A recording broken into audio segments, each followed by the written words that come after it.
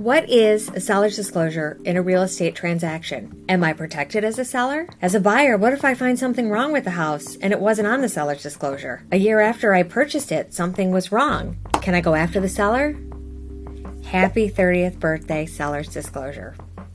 In Michigan. So let's explore the nuances of the Michigan seller's disclosure law. And I'm going to provide you with some valuable information to effectively navigate when buying or selling a home. Hi again, this is Carol, and I'm here to tell you a little bit more and to educate you about the Michigan Seller's Disclosure Act. I'll be rephrasing and reiterating some of the information that I found in the August publication of the Michigan Realtor magazine. The article was written by Rebecca Burke, who is the legal director of education at the Michigan Realtor magazine. So the SDA was enacted in 1993, that is Seller's Disclosure Act. So prior to that, Michigan law did not require sellers to make specific disclosures about the condition of the property to potential buyers. Okay, the key is specific disclosures. So prior to 1993, it was basically caveat emptor, which means let the buyer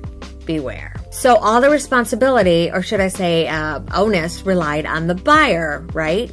And getting their inspections. The seller really had no disclosure obligations, but if they did volunteer info that was false, they then were liable, even if it was an innocent misrepresentation. So the Seller's Disclosure Act was enacted and it shifted additional responsibility to the seller. All right, so what obligations does the Michigan Seller's Disclosure Act impose, you ask? Well, I'm here to tell you.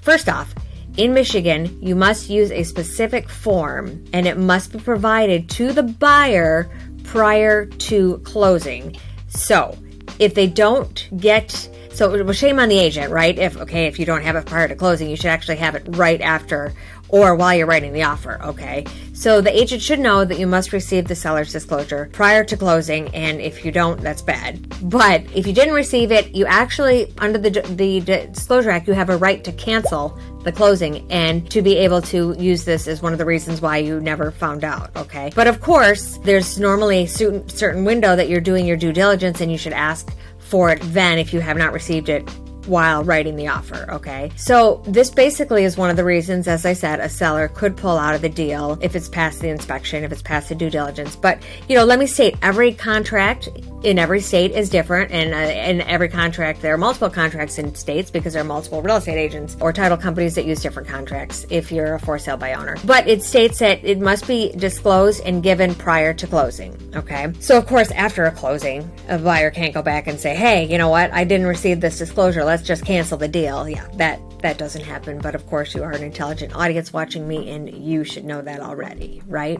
Okay, what if the seller has failed to make a mandated disclosure or misrepresented the property?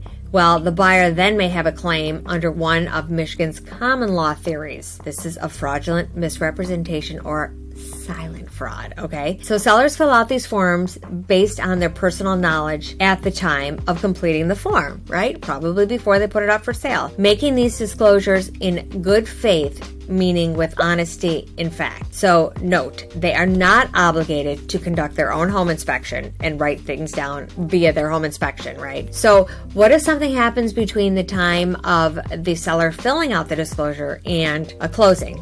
Well, in general, a seller is not required to amend the disclosure statement if the new info that becomes available in between the time of completing it and the closing date. There is actually, they don't have to, but there is one exception to this, okay? So where there is a change, okay, to the property's structural, mechanical, or basically their appliance systems, okay, then it needs to be noted. So let me give you an example. Let's say a dishwasher stops working after the buyer has viewed it and after they have acknowledged on the seller's disclosure when they're executing the contract, and the seller finds out, 2 weeks into this, that the dishwasher actually quit. And so they go to closing and they never said anything, right? The seller should have alerted the buyer and had the seller's disclosure initialed, changed, and acknowledged to disclose the broken dishwasher, all right? Okay, so say the seller didn't do that, and then they close the day after closing, the buyer says, hey, what's happening here? So if dishwasher doesn't work, what's the deal? It's all full of water. So the buyer may pursue legal action with the seller for non-disclosure, okay? But let me also state, many of these contracts, like I said, the appliances are included, and a dishwasher is included because it's a built-in to the kitchen. It's a built-in thing. At least in Michigan, we have it. So I'm talking a typical sale, a residential sale.